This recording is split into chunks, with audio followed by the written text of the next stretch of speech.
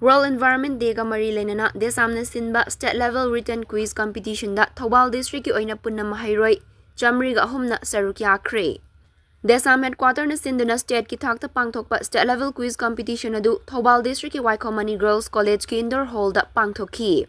Class 6 dagi Class 8, Class 9 dagi Class 12 fauba kanglub ani thokna pangthokkpa quiz competition adu da Class 6 dagi Class 8 faubagi Group A da Maheiroi chanigani fuhumdoi aduga Group B Class 9 dagi Class 12 faubana Maheiroi chamayangkai humdoina saruk yakhi. Pangthokkhiba quiz competition asigi matangda DESAM mayai loisangi General Secretary angau sana langpoklakpam na hai. Haukiba June gi tang manga da pangthokkhiba World Environment Day nimitta DESAM na school amadi college singda ujara thabagi thauram pangthokkre. Thauram adugi makha chotharakpo oina ngasigi quiz competition asi pangthokpani. Maru oina ngasigi quiz competition asi Maheiroi singda aikhoigi Mahausagi khal kaitharakliba asigi matangda wakhal tahannaba amadi masidagi matau karamna ngakthokadagi haiba adu wakhal tahannabagi pandamda pangthokpani haina fongdokhi. Jariba ai platform ongosna aduga pangthokjariba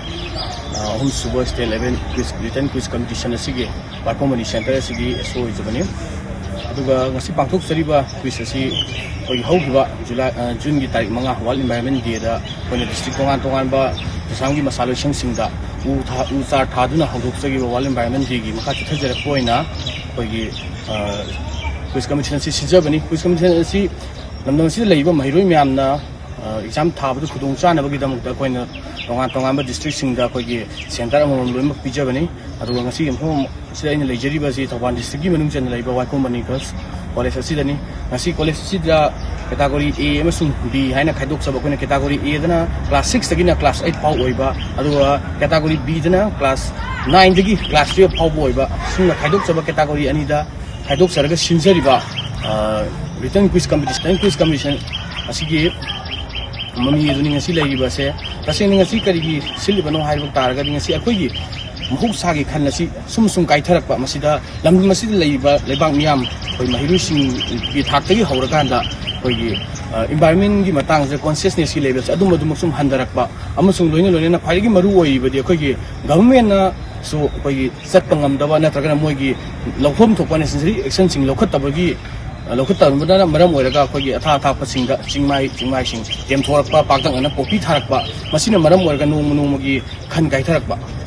masida phuru karu kharana haiba government gi lases haigadra natraga togodoba thabak sing tawdoba haigadra masigi khudong chaba si loguna popina singma kyama thajalakpasina ngasi akoi khalase sum kaitharakpani haibana Maheiroi lokku de samsu logjai maramasina